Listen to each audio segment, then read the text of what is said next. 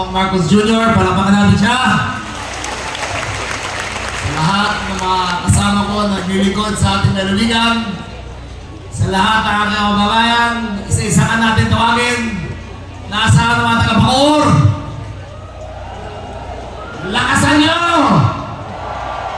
Pag mahina segundo, mahina bigay. Nasaan ang mga taga-Kawit? Yun! Kinakain ng mayor.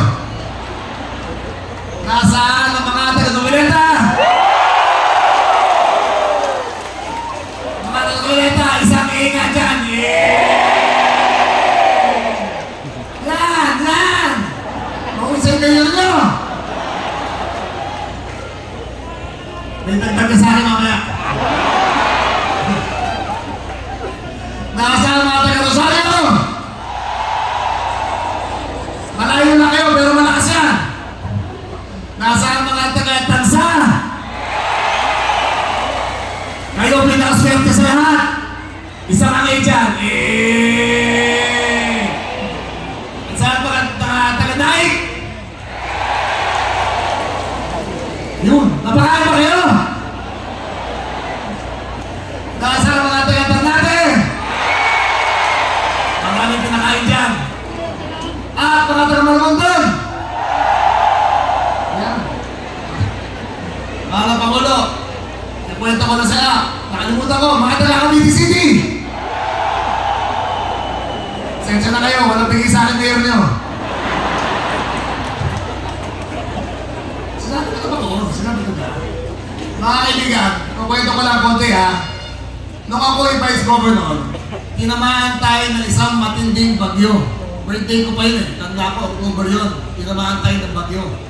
Naghihintay kami ng tulong mula sa Malacanang. Tumawag sa akin ng Office of the President. Sabi sa akin, Vice Governor, handa kaming tumulong sa inyo. Siyempre, tumagtuwa ako. Sabi ko, ano ba ho itutulong nyo? Sabi, bukas na bukas, magpapadala kami ng 100 kabang bigas. Sabi ko, ayun pa nga to? 2 milyon tao na tinamaan, 100 kabang bigas. Pero nakikita nyo naman sa ating Pangulo, noong 1 Oktubre, tinamaan tayo ng isang matinding bagyo. Siya mismo ang pumunta rito. Lahat ng riverside, lahat ng mga revetment, inaayos kagad niya para sa mga bayan na yan.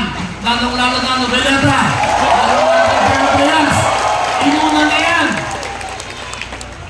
Ito, dumating ang pagkakataon na nagkaroon tayo ng oil spill. Kami po ni Kong Bambol ay nasa Paris noon.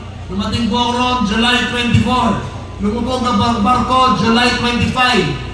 July 27, andito na ako. July 28, pinatawag kagad ako ng Pangulo. At doon at doon din, ang binigay niya sa 5 distrito tinamaan ay 250 million agad diretso sa mga makingista.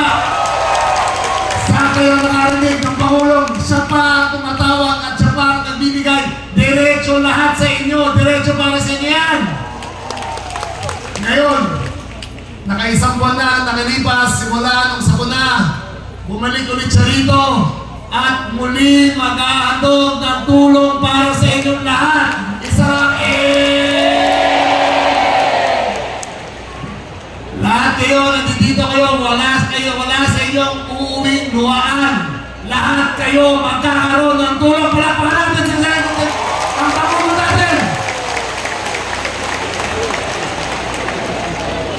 Ito na lang ang pag-asa natin. Magkatulungan ng lokal at magkatulungan ng nasyonal. Tayo na ang pinakamapalad na mahal tayo ng ating Pangulo. Palakpakan ulit natin, President Bongbong Marcos. Mr. President, maraming salamat sa inyong lahat. Sa lahat ng tulong nyo, mahal na mahal ka ng Cavite. Mabuhay po kayo!